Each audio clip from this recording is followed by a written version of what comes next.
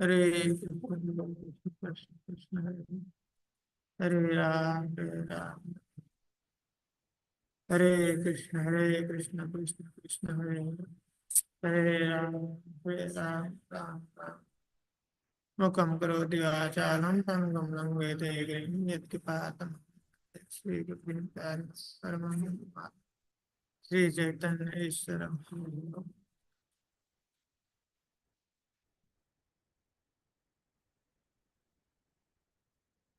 हरे कृष्ण। हम लोग क्या पढ़ रहे थे?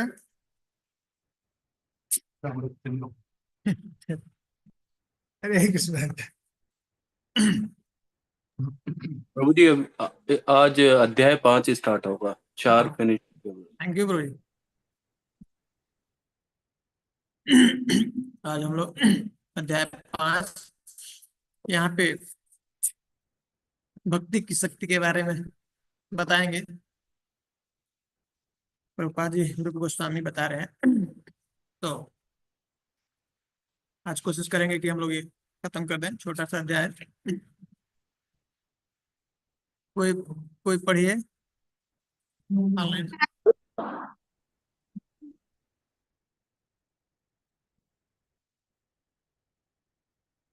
ऑनलाइन से कोई पढ़िए। मैं पढ़ूं प्रभु जी? पढ़िए। अभी तक श्रीला रूप गोस्वामी के व्यापक रूप में दिए गए निर्देशों का सार इस प्रकार है। जब तक मनुष्य की प्रवृत्ति संसारिकता की ओर रहती है अथवा वह आध्यात्मिक तेज से एकाकार होने का इच्छुक रहता है, तब तक वह शुद्ध भक्ति के प्रदेश में प्रवेश नहीं कर सकता। इसके आगे रूप गोस्वामी का कथन है कि भक्ति सारी भौतिक धारणाओं से ऊपर है और यह किसी देश, वर्ग, समाज या परिस्थिति विशेष तक सीमित नहीं है। श्रीमद् भागवत में भक्ति की दिव्य एवं अहेतुकी कहा गया है। भक्ति किसी लाभ की आशा के बिना की जाती है और इसे कोई भी भौतिक परिस्थिति रोक नहीं पाती। यह भेदभाव से रहित होकर सर्व सुलभ है और जीवों की स्वाभाविक वृत्ति है। हरे कृष्ण। भी बहुत आगे अच्छी बात पढ़ो। बता रहे हैं। Thank you bro. यहाँ पर प्रभुपाद जी कह रहे हैं कि अभी तक के जितना हम लोगों ने पढ़ा, जो पीछे के अध्यायों में प्रभुपाद जी कह रहे हैं कि रूप गोस्वामी जितना अभी समझाए हैं उसका अगर समरी निकाला जाए, समराइज किया जाए, उसका कंक्लूजन, तो उसका कह रहे हैं कंक्लूजन यही है कि जब तक व्यक्ति के मन में ये मुक्ति और भुक्ति की स्पृहा है, जब तक उसके अंदर ये इच्छा है, मुक्ति की और भुक्ति की कामना है ना। इसके पहले उन्होंने बताया ना, भुक्ति मुक्ति स्पृहा जावत। जब तक जिस व्यक्ति के हृदय में भुक्ति और मुक्ति की स्पृहा है, इच्छा है, करे करे कि पिशाची हृदय वर्तते, ऐसे ये इसको पिशाची बताए। तावत भक्ति सुख यात्र, जब तक उसके उस व्यक्ति के हृदय में ये मुक्ति की, संसार में भोग की कामना है, इच्छा है, और मुक्ति की भी अगर कामना है, तो कह रहे हैं कि ये पिशाची है। और जब तक ये हृदय में रहेगी तावत, तब तक भक्ति सुख यात्र कथम अभ्युदय भवेत्, करें कि कैसे किसी व्यक्ति के हृदय में भक्ति के सुख का अनुभव हो सकता, भक्ति का अनुभव, वो भक्ति के सुख का अनुभव नहीं कर सकता। तो कह रहे हैं कि तब तक, जब तक कि व्यक्ति के हृदय में ये कामना है भक्ति की, संसार के सुख भोगने की कामना, इच्छा है, और मुक्ति की कामना है व्यक्ति के अंदर, तब तक वह शुद्ध भक्ति के जो उसमें रीजन है उसमें प्रवेश नहीं कर पाता है, नहीं कर सकता है। शुद्ध भक्ति के प्रदेश में वो प्रवेश नहीं कर सकता है। क्लियर बता दी, ये अभी तक का कंक्लूजन है। ये बहुत ही इंपॉर्टेंट पॉइंट बताया यहाँ पे, इसको हम लोग को समझना है। और तब अब आगे कह रहे हैं कि ये भक्ति किसी चीज के ऊपर डिपेंडेंट नहीं है, किसी चीज के ऊपर, इस भौतिक, कोई भी भौतिक चीज के ऊपर ये आश्रित नहीं है। क्या मतलब? कह रहे हैं कि जैसे कोई भी देश, कोई भी काल हो, वर्ग हो, समाज हो, परिस्थिति हो, किसी भी विशेष परिस्थिति में भक्ति को क्या है, उसके ऊपर, उससे उसके ऊपर डिपेंड नहीं है, आधारित, उसके ऊपर निर्भर नहीं है। ये सब, ये कोई ऐसा नहीं है कि कोई व्यक्ति कोई ऐसे ऐसे जगह पे जन्म हो गया, ऐसे देश में है, या ऐसे कुल में जन्म हो गया है, या ऐसे एक समाज में है, या उसके साथ ऐसी बहुत ही खतरनाक परिस्थिति है तो वो भक्ति नहीं कर सकता है। वहां वो व्यक्ति भक्ति व्यक्ति को वो जो है वो अधिकारी नहीं है भक्ति करने के लिए। करे कि भक्ति कैसी है, कोई भी कभी भी कहीं पे भी किसी भी परिस्थिति में भगवान की भक्ति कर सकता है। ये समझ में आ रहा है बात? हरे कृष्णा।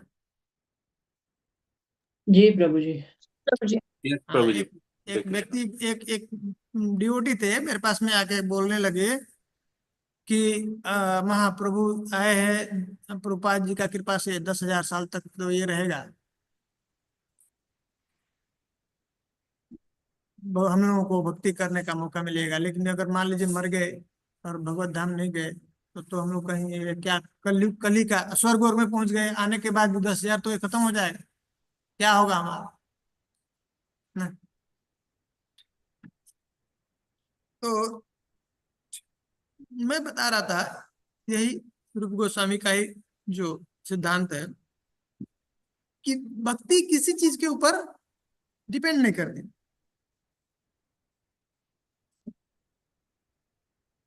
प्रहलाद महाराज के समय क्या स्थिति है, क्या अनुकूल है, परिस्थिति अनुकूल है? किस किस जगह पे जन्म हुए, जन्म हुआ उनका, कहाँ पे है? असुरों के राक्षस वंश से। नास्तिक हाँ नास्तिकों के बीच। राक्षस हाँ, वंश वंश में। असुरों के घर में, और असुर वर्य, असुर के राजा उनके पिताजी कहते हैं। हैं? अभी सोचिए, उनके पास में कोई शेल्टर नहीं है। अभी हम लोग यहाँ पे भी ऐसा बहुत लोग, बहुत भक्तों के जीवन में ऐसा मिलता है, उनका उनका हस्बैंड जो है, उनका माता पिता उनको भक्ति नहीं करने देते। ऐसे भक्त हैं जा करके वो बाथरूम में, लेटरिन में, उधर जा जा करके ऐसे चुप करके ऐसे भगवान का नाम लेते हैं। सोचिए, ऐसा स्थिति है, जाने नहीं देते हैं, मंदिर नहीं जा सकते हैं,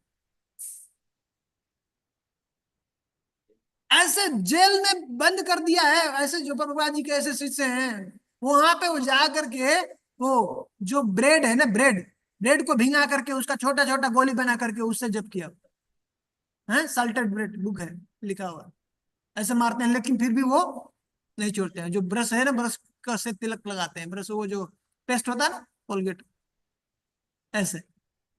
तो सोचिए कि यहाँ हम लोगों को कितना सुविधा है सर, फिर भी हम लोग कहते हैं कैसे करें, हाँ? टाइम नहीं मिलता है, ऐसा है, ये प्रॉब्लम, वो प्रॉब्लम। प्रभुपाद वो प्रहलाद महाराज के पास में कहाँ जाएंगे, क्या शरण, क्या शेल्टर है उनका? लेकिन फिर भी 1 मिनट के लिए भी उनकी भक्ति, भक्ति के ऊपर किसी प्रकार का, हाँ, तो इसको कह रहे हैं कि किसी प्रकार की कोई परिस्थिति पहला उसके ऊपर डिपेंड नहीं है, और वो उसको रोक नहीं सकती है, भक्ति में बाधा नहीं उत्पन्न कर सकती। इसलिए यहाँ पे कहेंगे, ये कह रहे कि भागवतम से वो जो श्लोक है, सवई पुंसाम परो धर्मो यथो भक्ति अधोक्षजे अहेतुकी अप्रतिहता ये आत्मा सुप्रसिद्धति। तो कह रहे कि अहेतुकी, एक तो पहला क्या है, भक्ति किसी हेतु के लिए नहीं करना चाहिए। कोई हमारा पर्सनल मोटिव हो, कोई सुख जो है, हमारे सुख की, भौतिक सुख की कामना हो, किसी कामना से भौतिक जो है भक्ति नहीं करना है, अहेतु की होनी चाहिए। और दूसरा एक रीजन करते हैं कि भक्ति का हेतु और कुछ नहीं है, भक्ति का हेतु भक्ति ही है। भक्ति का जन्म मात्र भक्ति से ही हो सकता, और कोई दूसरे चीज से नहीं हो सकता, ठीक है? और अप्रतिहता, किसी भी परिस्थिति में भक्ति को रोका नहीं जाए, हक्त नहीं, रुकावट नहीं, कोई भी परिस्थिति है, ठीक है? तो बताएं यहाँ पे, बिना किसी लाभ की आशा से भक्ति करनी चाहिए। और इस बहुत जो भक्ति है उसको कोई भी परिस्थिति में उसको कोई रोक नहीं सकता, उसको नहीं रोक सकती है। और कह रहे हैं सुंदर बात यह भेदभाव से रहित होकर सर्व सुलभ है। ये भक्ति क्या है? सुलभ है, सर्व सुलभ। जैसे जो चीज जितना आवश्यक है ना उतना वो सुलभ होना चाहिए, जितना इंपॉर्टेंट है उतना। जैसे हवा, जीने के लिए सबसे कितना जो जो इंपॉर्टेंट चीज है क्या है? हवा। नहीं मिलेगा तो क्या करेंगे? मर जाएगा ना। हवा कैसा है? फ्री में डिस्ट्रीब्यूट हो रहा है सब जगह। तो हम लोगों के नाक के पास में आके सप्लाई हो रहा है ऑक्सीजन है, जाने की जरूरत नहीं है, ऑक्सीजन के सिलेंडर डालने की जरूरत नहीं है। पता चलता है क्या कितना हमने ले लिया, कितना सिलेंडर हो गया? हॉस्पिटल में एडमिट होने के बाद पता चलेगा एक दिन में हैं? तो ये सुलभ है। वैसे ही भक्ति सबके लिए सुलभ है। मतलब मनुष्य जन्म हुआ, मनुष्य जीवन है, तो उसके लिए भक्ति सुलभ, भक्ति कर सकता है। भक्ति का अधिकारी कौन है? तो उसका मुख्य चीज क्यों क्या होना चाहिए? वो मनुष्य योनि में होना चाहिए। ठीक है। और कह दिए कि ये जीवों की स्वाभाविक वृत्ति है, ये हमारा स्वाभाविक गुण है। ये जो है हमारा भगवान का सेवा करना, ये भक्ति क्या है? स्वाभाविक गुण है ना? स्वाभाविक वृत्ति है। कोई अलग से कोई चीज हमको ये सब करने की जरूरत नहीं है। स्वाभाविक हमारा वो नीड है, उसके बिना हम नहीं रह सकते। ठीक है। अभी अगला, इसमें दो चीजें हम लोग मुख्य दो तीन चीजें हमने देखा जो बता रहे हैं। हाँ, कंक्लूड किया कि हमको इससे ऊपर उठना है। अगर शुद्ध भक्ति के प्रदेश में एंट्री करना है, हमको रीजन में, यहाँ क्षेत्र में उसके एंट्री करना है, शुद्ध भक्ति स्टार्ट करना है, तो पहला चीज बताया कि इससे भक्ति और मुक्ति की जो स्प्रिया है उससे बाहर आना है। और भक्ति किसी चीज के ऊपर निर्भर नहीं, किसी भी चीज के ऊपर, देश काल, हाँ, जो परिस्थिति है ना, किसी के कोई भी भौतिक चीज के ऊपर कोई इसको रोक नहीं सकता। और ये हमारा स्वाभाविक जीव का वृत्ति है। ठीक है। नेक्स्ट अगला, आगे पढ़िए। हरे कृष्ण प्रभु जी। मध्य युग में चैतन्य महाप्रभु की महान पार्षद नित्यानंद प्रभु के तिरोधान के पश्चात पुरोहितों का एक वर्ग अपने को नित्यानंद के वंशज कहकर गोस्वामी कहलाने लगा। उन्होंने यह भी दावा किया है कि भक्ति का अभ्यास तथा उसका प्रचार करके विशिष्ट वर्ग तक ही सीमित है, जिसे नित्यानंद वंश कहा जाता था। इस तरह कुछ काल तक वे अपनी कृत्रिम शक्ति बनाए रहे। तभी गौड़ीय वैष्णव संप्रदाय के सशक्त आचार्य श्रील भक्ति सिद्धांत सरस्वती ठाकुर ने उनके इस विचारों को पूरी तरह छिन्न भिन्न कर दिया। कुछ काल तक घोर संघर्ष चलता रहा, किंतु इसे सफलता मिली और अब यह भली भांति स्थापित हो चुका है कि भक्ति किसी वर्ग के लोगों तक ही सीमित नहीं है। इसके अतिरिक्त जो भी व्यक्ति भक्ति में लगा हुआ है वह पहले से उच्च वर्ग ब्राह्मण के पद पर प्रतिष्ठित है। इसी तरह श्रील भक्ति सिद्धांत सरस्वती ठाकुर ने इसी आंदोलन के लिए जो संघर्ष किया वह सफल हुआ है। हरे कृष्ण प्रभु जी। माता जी। अच्छा, तो ये ऐसा मानना हो गया, एक गलत धारणा हो गई, क्योंकि सही से जब जो मैसेज है भगवान का, इस शास्त्रों का नहीं समझा, आदमी मिस इंटरप्रिट कर लिया, तो उसको ये भक्ति को एक अपने एक अपने समुदाय से, अपने परिवार से, अपने कास्ट से ऐसा जोड़ लिया लोग कि ये हमारे ही तक सीमित है। और यहाँ पे रूप गोस्वामी कह रहे हैं, प्रभुपाद जी बता रहे कि ऐसा स्थिति एक्चुअली ये गिरा, अभी ये स्थिति गिर गया कुछ समय पहले। वो बोलते हैं कि ब्राह्मण ही सिर्फ भक्ति कर सकता है। समझ रहे? तो एक तरह से वो सही है, ब्राह्मण ही भगवान का पूजा पाठ ये सब कर सकता है, वो सही है, लेकिन क्वालिटी वाइज, न कि कास्ट में। जैसे जन्म ले लिया ब्राह्मण कुल में जन्म ले लिया तो कहेंगे कि वो, हाँ, तो कभी नहीं, तुमको जन्म लेना पड़ेगा। आज भी है ऐसे कुछ संप्रदाय में, कहते हैं कि आपको भक्ति करना है, आपको जनेऊ लेना है, ये सब मंत्र लेना है, दीक्षा लेना है, तो आपको ब्राह्मण नहीं है तो आपको नहीं मिले। और ऐसा करें कि ये परिस्थिति यहाँ पे गौड़िया संप्रदाय में भी आ गया। महाप्रभु के जाने के बाद जो नित्यानंद प्रभु के जो कुछ वंशज हैं, उस वंशजों में कुछ वर्ग जो है उन्होंने बना दिया कि ये हमारे, हम गोस्वामी के फैमिली, और दूसरा कोई इसके अधिक पर अधिकार नहीं है, नहीं कर सकता है। ऐसा कुछ समय तक चला, भक्ति सिद्धांत सरस्वती ठाकुर के आने तक ये ऐसा चलता रहा, नहीं कोई नहीं भक्ति कर सकता है। वो आने के बाद बहुत संघर्ष किए और इसको जो है डिफीट किया, हाँ, उसको पूरा फिर से उनका जो भी वो है, जो मान्यता है, उसको हटाया और वापस फिर से स्थापित किया। नहीं, भक्ति किसी कल्ट के लिए, किसी वर्ग के लिए, पर्टिकुलर समुदाय के लिए ऐसा नहीं है, कोई भी, सबका इसके ऊपर अधिकार है? कोई भी जो है भगवान का भक्ति कर सकता है ना।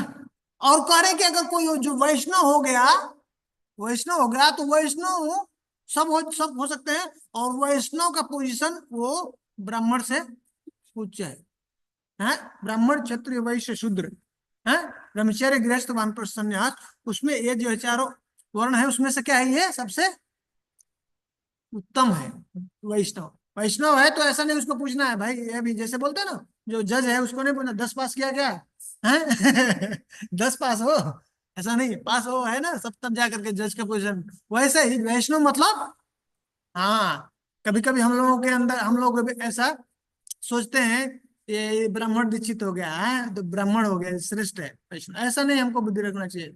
है वैष्णव क्या है, तो श्रेष्ठ है, ठीक है, उसके अंदर सब क्वालिटी है जो ब्राह्मण की क्वालिटी है वो सब। पर सिर्फ दीक्षा नहीं, अभी बताएंगे, सिर्फ दीक्षा ही नहीं इंपॉर्टेंट है, उसके आगे हैं। हम लोग वैष्णव जो विष्णु का हो गया, मान लिया कि मैं और किसी का नहीं, किसका हूँ, दीक्षित दीक्षित दीक्षा दीक्षा पहला फर्स्ट स्टेज ही है दीक्षा। अभी हम लोग आप पढ़ेंगे, अब हम लोग पढ़ रहे हैं। वैष्णव मतलब स्वीकार करेंगे तो कुछ होना चाहिए, प्रूफ सरेंडर हो गया है ना, कुछ होना नहीं चाहिए ना हमारे पास। हाँ भाई, हम कुछ ऑफिशियली घोषित करेंगे ना, बताएंगे ना भाई हम क्या हो गए, नहीं शादी करते हैं बताते हैं ना हम सबको, भाई हम हमारा वर्ण कर लिया हमारा जो हस्बैंड ये बताते ना, सगाई हो गया ना वैसे ही हम जब भगवान को स्वीकार करेंगे तो कुछ, तो वो फॉर्मेलिटी, पहला फॉर्मेलिटी क्या है, दीक्षा। तो उसको कुछ समय बहुत संघर्ष हुआ, लेकिन भक्ति सिद्धांत सरस्वती ठाकुर ने उसको स्थापित किया कि नहीं कोई भी, और इस तरह से कह रहे प्रभुपाद जी, आगे कोई पढ़ेगा उसको, इनके पद प्रतिष्ठा के बल पर ही कोई पढ़े। हरे कृष्ण प्रभु जी, मैं पढ़ती हूँ। पढ़िए। पद प्रतिष्ठा के बल पर ही आज विश्व के किसी भी भाग का व्यक्ति गौड़ीय वैष्णव बन सकता है। एक शुद्ध वैष्णव दिव्य पद को प्राप्त रहता है, अतएव उसे जगत की सर्वोच्च योग्यता पात्रता अर्थात सतोगुण पद पहले से प्राप्त रहता है। पाश्चात्य जगत में हमारा कृष्ण भावनामृत आंदोलन हमारे गुरु महाराज शील भक्ति सिद्धांत सरस्वती गोस्वामी प्रभुपाद के उपयुक्त सिद्धांत पर आधारित है। उनके प्रमाण पर ही हम पाश्चात्य देशों के सभी वर्गों से सदस्य बना रहे हैं। तथा कथित ब्राह्मणों का दावा है कि जो ब्राह्मण कुल में उत्पन्न नहीं हुआ वह जनेऊ धारण नहीं कर सकता और उच्च कोटि का वैष्णव नहीं बन सकता, किंतु हम इस सिद्धांत को नहीं मानते, क्योंकि इसका समर्थन न तो स्वरूप गोस्वामी करते हैं न ही विविध शास्त्र ही। Thank you. देखिए क्लियर कर दिया ना प्रभुपाद जी, यहाँ पे बता दिए कि हाँ, ये जो सिस्टम है वापस स्टेब्लिश किया भक्ति सिद्धांत सरस्वती ठाकुर ने, और उनके ही सिद्धांत के अनुसार प्रभुपाद जी पाश्चात्य देश में गए, और वो देश देखिए, कोई देश का नहीं है, कोई पात्र का नहीं है, हाँ, सब जो है 4 नियम का जो है भंग करने वाले हैं। वैसे पाश्चात्य देश में कोई उनका कुल का कुछ पता नहीं, कौन है, ब्राह्मण है, क्या है, लेकिन सबको सबको एंट्री दिए गौड़ीय वैष्णव में। अभी सबको, कहीं कोई किस किधर जन्म हुआ है उसको उससे कुछ भी लेना देना नहीं है। एक तथाकथित ब्राह्मण है, वो ऐसा दावा करते हैं ये ब्राह्मण में नहीं उत्पन्न, ब्राह्मण कुल में नहीं, तो ये नहीं कर सकता है। तथाकथित, वो ब्राह्मण नहीं है एक्चुअली, पता ही नहीं उसको कि ब्राह्मण का मतलब क्या होता है, ठीक है ना। वो जो ब्राह्मण है, ब्राह्मण मतलब ब्रॉड माइंडेड होता है,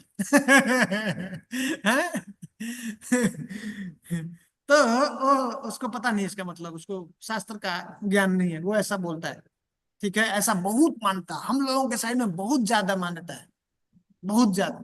पहले गाँव में ऐसे ही था। हाँ, पूरा ऐसा अभी भी है। अरे ये वो इस जात का है, हाँ, ये पूजा करता है टेम्पल घुसे। बुलाते थे, हाँ, आप हाथ में लगाना, कोई में नहीं जाना, मंदिर में नहीं। तो वो प्रभुपाद जी कह रहे हैं कि ये जो है वो ऐसा उनका इनका मानना है, लेकिन कह रहे प्रभुपाद जी हम इसको नहीं मानते। और उनके ही अपने गुरु महाराज के सिद्धांत पे ही प्रभुपाद जी वहां पे गए हैं, और ये सब कृष्ण कांस का प्रचार किया सबके लिए। ये है ना वो पूरी में जैसे बोला, Yes. तो नहीं है। हाँ, वो अलग कॉन्सेप्ट, वो भी यही concept। नहीं वो एक कॉन्सेप्ट, उसको रोकिए, वो अलग चीज है। ये जो है वैष्णव के भक्ति के लिए कोई कर सकता है, वो एंट्री के लिए सिर्फ बंद है। और वहाँ पे भी फिर अगर कोई नहीं। वैष्णव है तो उसको भी तो नहीं, वो अलग बात है, वो उसको मत लेके, वो उसका अलग कॉन्सेप्ट है। वो पर्टिकुलर वो टेम्पल के लिए जो है ऐसा, तो भक्ति के लिए कुछ माना नहीं है, और उसमें और भी कुछ रीजन है उसके वजह से किया। उसको डीप में जाएंगे अंदर तो पता चलेगा क्यों ऐसा किया। अब जो एक डाल दिया रूल, तो डाल ही दिया। खाली उसी मंदिर में खाली है बस। तो और करे कि ये सिर्फ रूप गोस्वामी का ही समर्थन ऐसा नहीं है, सब शास्त्र का यही मत है। और तब अब जो है अभी अब अगला इसमें बताएंगे शास्त्र से वो अब प्रमाण देते हैं। पढ़िए कोई आगे। हरे कृष्ण प्रभु जी, मैं पढ़ती हूँ। श्रील पढ़िए, रूपा गोस्वामी श्रील विशेष रूप रूप से गोस्वामी विशेष पढ़िए। श्रील रूपा गोस्वामी विशेष रूप से यह उल्लेख करते हैं कि हर व्यक्ति को भक्ति ग्रहण करने और कृष्ण भावना भावित होने का जन्म सिद्ध अधिकार है।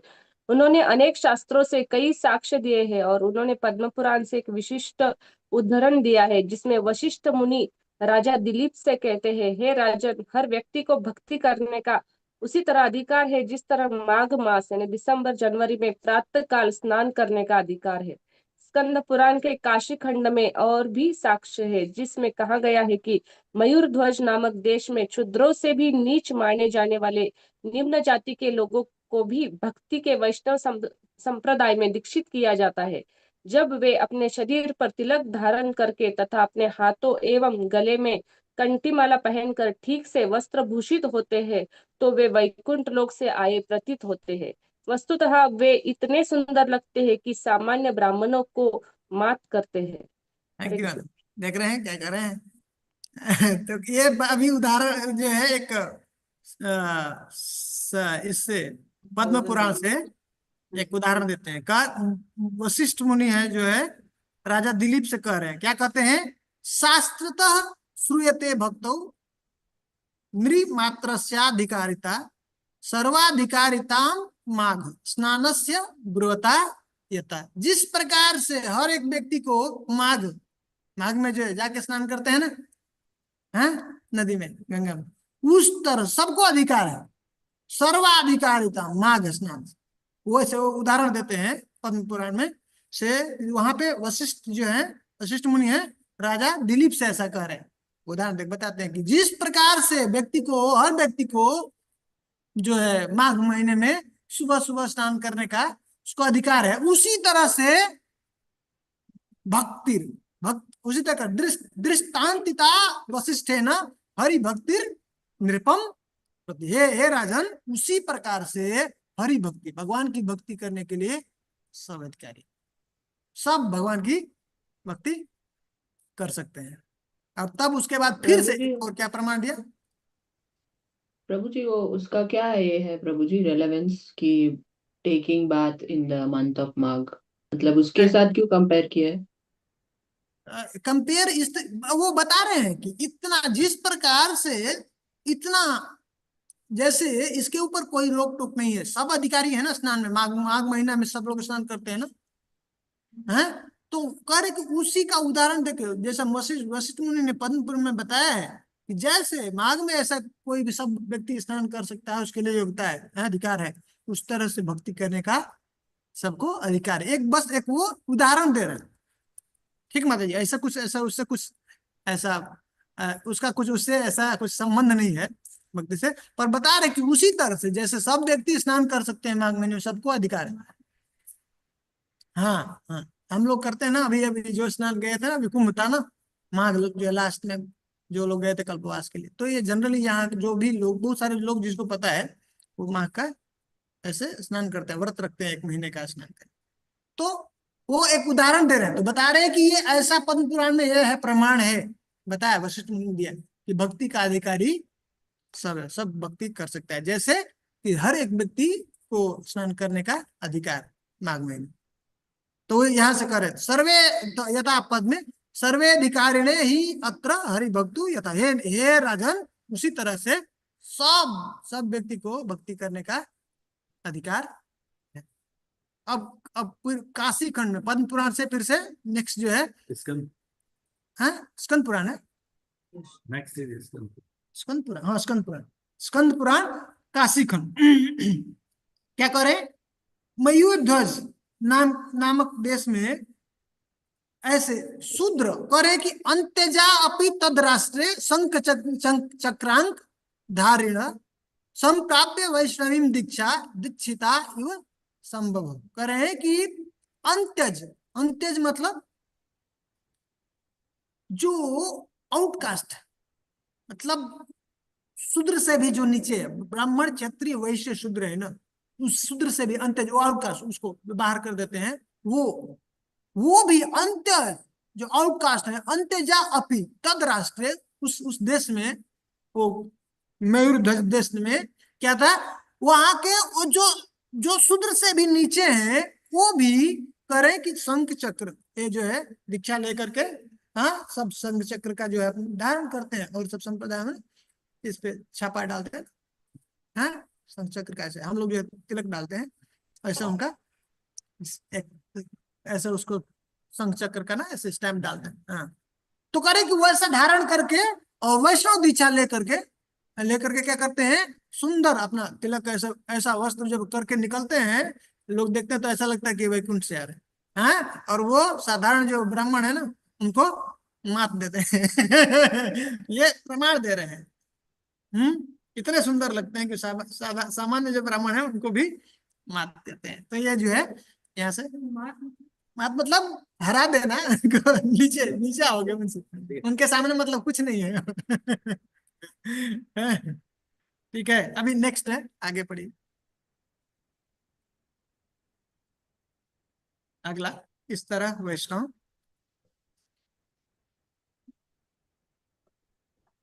हरे कृष्णा, ऑनलाइन ऑनलाइन से पढ़िए, तेज पढ़िए, बताइए कोई पढ़ रहा है? इस तरह मैं पढ़ती हूँ प्रभु जी। हाँ, मैंने पढ़ लिया उसको एक बार। इस तरह वैष्णव स्वतः ब्राह्मण बन जाता है। इसी विचार का समर्थन सनातन गोस्वामी ने अपनी पुस्तक हरि भक्ति विलास में किया है। यह पुस्तक वैष्णव मार्गदर्शिका है। उसमें उनका कथन है कि जो भी व्यक्ति वैष्णव संप्रदाय में विधिवत दीक्षित हो जाता है, वह निश्चित रूप से ब्राह्मण बन जाता है। जिस तरह कांसा नामक धातु पारे के साथ मिलकर स्वर्ण में बदल जाती है, आचार्यों के मार्गदर्शन में प्रमाणित गुरु किसी भी व्यक्ति को वैष्णव संप्रदाय में बदल सकता है, जिससे वह अपने आप ब्राह्मण के सर्वोच्च पद को प्राप्त कर लेता है। पढ़ दीजिए, आगे भी हाँ पढ़ दीजिए। किंतु शील रूप गोस्वामी सावधान करते हैं कि यदि कोई व्यक्ति प्रमाणित गुरु द्वारा विधिवत दीक्षित होता है, तो उसे यह नहीं सोचना चाहिए कि ऐसी दीक्षा स्वीकार करने मात्र से उसका काम पूरा हो गया, इतने पर भी उसे सावधानी के साथ विधि विधानों का पालन करना होता है। यदि गुरु मान लेने और तथा दीक्षा लेने के बाद कोई व्यक्ति भक्ति के विधि विधानों का पालन नहीं करता तो वह पुण्यच्युत होता है। मनुष्य को यह स्मरण रखने के लिए सचेत रहना चाहिए कि वह कृष्ण के दिव्य शरीर का अंश है, अतएव यह उसका कर्तव्य है कि अंश होने से वह संपूर्ण की अर्थात कृष्ण की सेवा करे। यदि हम कृष्ण की सेवा नहीं करते तो हम पुनः च्युत होते हैं। दूसरे शब्दों में दीक्षित होने मात्र से ही कोई ब्राह्मण के उच्च पद को प्राप्त नहीं होता, उसे अपने कर्तव्य निभाने होते हैं, दृढ़ता पूर्वक विधि विधानों का पालन करना होता है। ठीक है, बात है, थैंक यू। तो देखिए, अब जो है प्रभुपाद जी कह रहे हैं कि इसका जो अभी वो प्रमाण दिया, इसका करे कि इस विचार का समर्थन सनातन गोस्वामी भी अपने बुक में करते हैं। सनातन गोस्वामी ने एक बहुत भारी, बहुत बड़ा बुक लिखा है, हरि भक्ति विलास। महाप्रभु ने उनको दिया, बताया वैष्णव का जो क्रिया, जो कैसे करना चाहिए, रहना चाहिए, सब नियम कानून जितना भी है ना वैष्णव का, सब हरि भक्ति विलास में दिया हुआ है। ये सनातन गोस्वामी ने लिखा हुआ है। ये वैष्णव का मार्गदर्शिका है, वैष्णव मार्गदर्शिका बुक है। बहुत बहुत भारी बुक है, बहुत बड़ी बुक है। उसी में आगे बताएंगे कि ऐसे जब हम लोग जो अगला अध्याय पढ़ने वाले हैं उसमें बताएंगे, जो 64 अंगों को लिया है उसमें बताते कि लाखों लाखों ऐसे भक्ति के अंग का वर्णन किया है सनातन गोस्वामी। उसमें से उसका सार जो है सिर्फ निकाल कर रखे रूप गोस्वामी हम लोग को 64 का बारे में हम लोग को बताएंगे इस भक्ति रसायन में। ठीक है, तो उसमें भी वो कह रहे हैं हरि भक्ति विलास में बता रहे हैं, बहुत सुंदर बता रहे हैं, बहुत सुंदर उदाहरण दिए। जैसे वहां पे वो बता रहे हैं ना कि उसका कुछ तो ऐसा तुलना नहीं है। जैसे बताया कि माघ मास में आप जैसे सब स्नान करते हैं, अधिकार है भक्ति के लिए, वैसे कह रहे हैं कि अब ये टेक्निक बता रहे हैं। टेक्निक क्या कर रहे हैं कि चाहे किसी भी कुल में जन्म लिया है व्यक्ति, लेकिन अगर आचार्य के एक पारंपरिक जो है परंपरा में, एक ऑथेंटिक परंपरा, एक प्रमाणिक परंपरा के अंदर आकर के आचार्यों के बताए हुए मार्ग पे अगर एक प्रमाणिक गुरु के शरण में आकर के उसने शिक्षा लिया और दीक्षा लिया, तो क्या है, वो वैष्णव हो सकता है, ब्राह्मण से उच्च हो सकता है। उदाहरण क्या दे रहे हैं कि जैसे, ये मुझे नहीं पता था पहले, कह रहे कि जैसे कांसा पता है, हम लोग घंटी बजाते हैं ना, कांसा, और जो है कांसा मेटल होता है, धातु होता है, कांस, और ऐसे होता है ना, जो भगवान को हम लोग ऐसे पूजा करते हैं, ऐसे कुछ बहुत बहुत, जो कभी कभी वो खाने के लिए वो हल्का होता है, मिट्टी उसके अंदर होता है, टूट जाएगा, गिरेगा तो टूट जाता है। हम लोग जो भगवान को बजाते हैं ना घंटी, वो कांसे का होता है, बहुत उसका साउंड अच्छा होता है। ये बेल बेल भी ये सब इसका भी बनाते हैं ना, ये करताल होता है, इसका भी, ये भी कांसे का होता है। एक वो होता है, एक पीतल होता है, एक कांसा होता है। कांसे में की प्लेट है हाँ प्लेट, वो पीतल वाला टूटता नहीं है, लेकिन कांसा टूट जाएगा, जल्दी टूटे। तो करे कांसा को, कांसा है उसको अगर पारे के साथ मिलाते हैं तो गोल्ड के अंदर कन्वर्ट, सोना बन जाता है। मुझे नहीं पता था, ये देखिए इन लोगों को सब पता है सोना कैसे बना। सोना बनाए।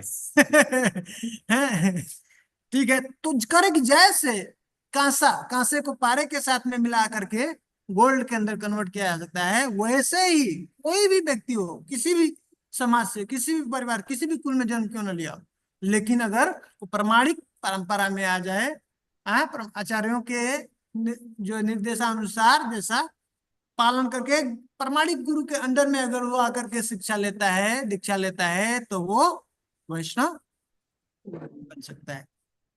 ठीक है, लेकिन अब सावधान करते हैं रूप गोस्वामी, सिर्फ ऐसा सोचते हैं हम लोग जनरली, भक्त दीक्षा ले लिया, दीक्षा तक ही हमारा संघर्ष है, एक बार दीक्षा हो गया तो बस काम हमारा हो गया, अब खत्म, बोला झोली वाला से ऐसा ही महाराज कहते हैं दीक्षा हो गया एक बार तो अब सब सब जो नहीं बोला, अब हो गया हमारा सब काम। अब हमारा काम हो गया, गुरु का काम शुरू हो गया।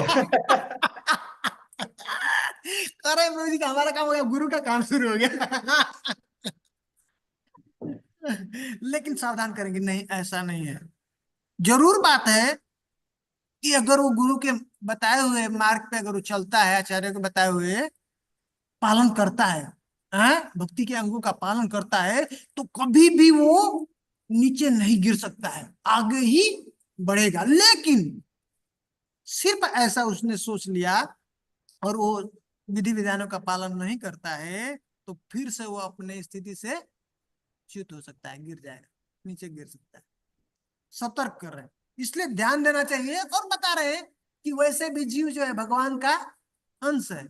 ममाय वंश जीवलोके जीवभूत सनातन करे, तो उस तरह से भी जीव का यही धर्म है अंश का, कि जो संपूर्ण है, भगवान पूर्ण है, उनका सेवा करना चाहिए।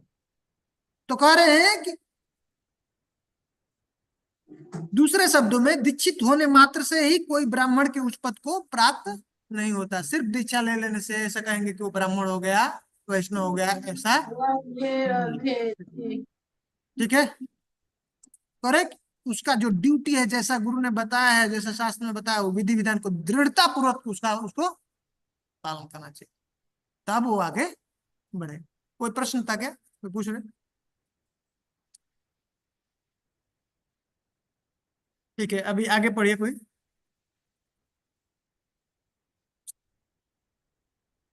मैं पढ़ती हूँ प्रभु जी।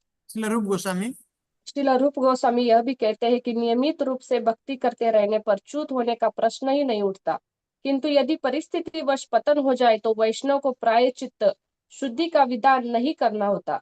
यदि कोई व्यक्ति भक्ति सिद्धांतों से च्युत होता है तो उसे शुद्धि के लिए प्रायश्चित्त नहीं करना होता, उसे भक्ति के नियमों का ही पालन करना होता है और उसके पुनर्स्थापन के लिए इतना ही पर्याप्त है। वैष्णव भक्ति संप्रदाय का यही रहस्य है।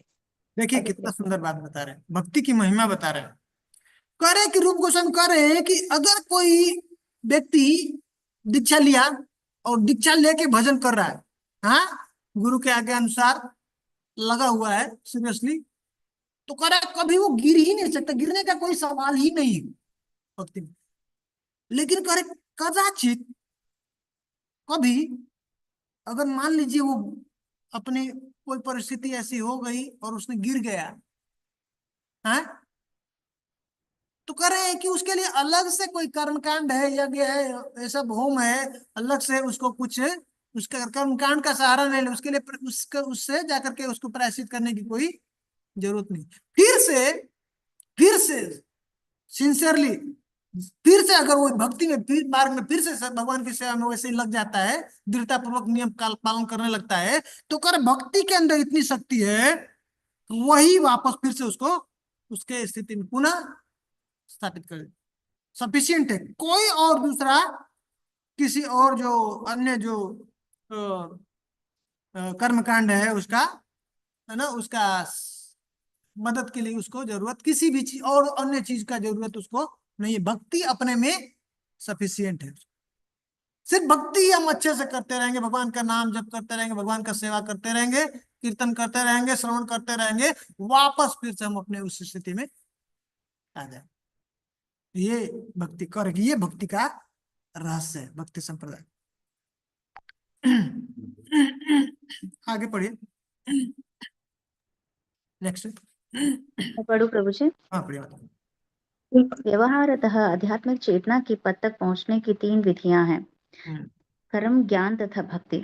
अनुष्ठान कर्म कांड कर्म के क्षेत्र में आते हैं, चिंतन की विधियां ज्ञान के क्षेत्र में आती हैं, किंतु जिसने भगवान की भक्ति ग्रहण कर ली हो उसे कर्म या ज्ञान से कोई सरोकार नहीं रहता। यह पहले ही बतलाया जा चुका है कि शुद्ध भक्ति में कर्म या ज्ञान का लेश मात्र भी नहीं रहता। भक्ति में शुष्क चिंतन, ज्ञान या कर्म कांड का कोई स्थान नहीं होना चाहिए। तो यहाँ पे बता दिए, देखिए भगवान कर रहे हैं एकादश स्कंद में 11वें स्कंद में उद्धव से बताते हैं कि आत्म साक्षात्कार के लिए, भगवत प्राप्ति के लिए 3 मार्ग है, कर्म मार्ग, ज्ञान मार्ग और भक्ति मार्ग। लेकिन सबसे जो श्रेष्ठ क्या है, भक्ति मार्ग। और जब कोई व्यक्ति इस स्तर पे पहुंच चुका है तो फिर और उसको अब और कोई भी मार्ग का सहारा लेने की जरूरत नहीं। ठीक है।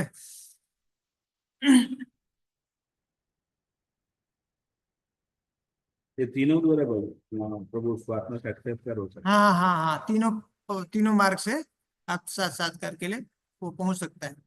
वो कर्म के कैसे होता है फिर वो वो ज्ञान लेके फिर हाँ, नहीं नहीं, कर्म कर्म के बाद धीरे धीरे निष्काम कर्म पे पहुंचता है। तो भक्ति करता ही है फिर हाँ, भक्ति बिना भक्ति के कोई भी किसी भी प्रकार का कुछ भी वो फल नहीं मिलेगा।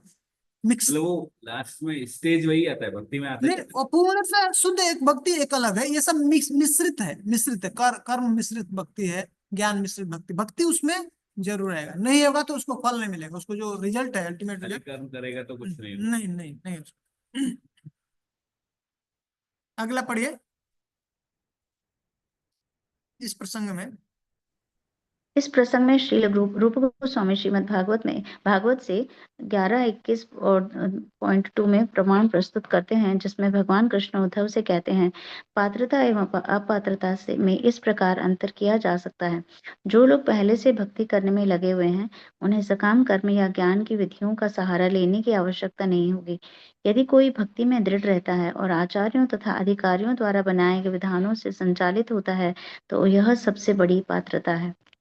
देखिए, ये बता रहे हैं कि कोई जन्म कर्म और जो क्या है कोई कर रहा है ना, वो कर्म कांड कर रहा है, ज्ञान कांड है, या कहीं से कहाँ से जन्म लिया, ये एक्चुअल पात्रता नहीं। पात्रता यही है किधर भी हुआ, किधर भी जन्म लिया, लेकिन प्रमाणिक गुरु के अंडर में आ गया, प्रमाणिक परंपरा में, और लेकिन सीरियसली प्रैक्टिस करनी, ये एक्चुअल पात्रता है। ये करें, कोई देखिए क्या करे कि और सभी किसी चीज का उसको सहारा लेने की जरूरत नहीं। यदि कोई व्यक्ति भक्ति में दृढ़ पूर्वक, हाँ, आचार्य के द्वारा बताए हुए जैसा विधान है उसको अगर पालन करता है, तो यही सबसे बड़ी पात्रता है। वो परफेक्ट है, और कुछ नहीं इसमें, और कुछ नहीं। जैसा गुरु ने बताया है, जो शास्त्र बता रहे हैं, बस स्ट्रिक्टली उसको हम लोग को पालन कर, यही सबसे बड़ा ये हमारा। पात्रता किसके लिए फॉर व्हाट ये बताता है कि ये सही में ब्राह्मण है, ये सही में वैष्णव है, ये एक्चुअल ब्राह्मण है। कुल में जन्म ले लिया ब्राह्मण और काम कुछ नहीं करता, खाता है मांस खाता है, मछली खाता है, दारू पीता है, और कहेगा हम ब्राह्मण है, तो ये पात्रता नहीं है, कैसे उसको बोल सकते हैं। लेकिन हाँ, वो चाहे वो नीच कुल में जन्म लिया है और एक प्रमाणिक जो संप्रदाय है उसमें जाकर के प्रमाणिक गुरु के अंडर में ये दीक्षा लिया, और जैसा गुरु ने बताया, जैसा शास्त्र ने बताया, वैसा स्ट्रिक्टली वो पालन करता है, तो उसके ऊपर हमको विश्वास करना है, वो ब्राह्मण से श्रेष्ठ है। ये एक्चुअल पात्र। तो ब्राह्मण कुल को हम नहीं मना कर रहे हैं कि ऐसा ब्राह्मण कुल लिया तो ब्राह्मण नहीं हो सकता है, ये वैसा नहीं हो सकता है अगर वो ठीक से पालन करे तो। और लेकिन अगर कोई ब्राह्मण कुल में नहीं जन्म लिया है और वो भी अगर ये पालन करता है, तो वो एक्चुअल वो पात्रता है, वो एक्चुअल ब्राह्मण है। ठीक है। अब इसको बताएंगे एक और प्रमाण दे करके। प्रथम स्कंद के 5वें अध्याय में जो है व्यासदेव नारद जी जो है व्यासदेव को बता रहे हैं, उसको कोई पढ़िए इस कथन का अनुमोदन।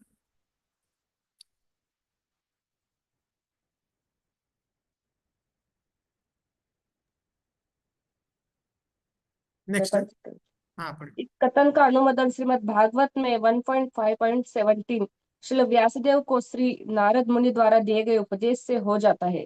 यदि कोई अपने निश्चित वृत्तिपरक कर्तव्य को नहीं भी करता, किंतु यदि वह सीधे हरि कृष्ण के चरण कमलों की शरण में चला जाता है, तो इसमें उसका कोई दोष नहीं माना जाता और सभी तरह से उसका पद सुरक्षित रहता है। यदि भक्ति करते हुए कुसंगति के कारण वह च्युत होता है या भक्ति को पूरा किए बिना असमय में मर जाता है, तो भी उसकी कोई क्षति नहीं होती। किंतु कृष्ण भावनामृत से विहीन व्यक्ति वर्ण तथा आश्रम के अपने कर्तव्य को करते रहने पर भी मनुष्य जीवन के असली लाभ को प्राप्त नहीं कर पाता। तात्पर्य यह है कि ऐसे सारे बद्ध जीवों को जो यह जाने बिना कि इंद्रिय तृप्ति के कार्यों में बुरी तरह लगे रहने से भवसागर से निकल पाने में तनिक भी सहायता नहीं मिलेगी, बारंबार जन्म मृत्यु ही प्राप्त होती है। तो व्यासदेव को बता रहे हैं नारद जी हैं, त्यक्त्वा स्वधर्मं चरणाम्बुजं हरे। क्या करें? त्यक्त्वा स्वधर्म चरणाम्बुजम। कोई व्यक्ति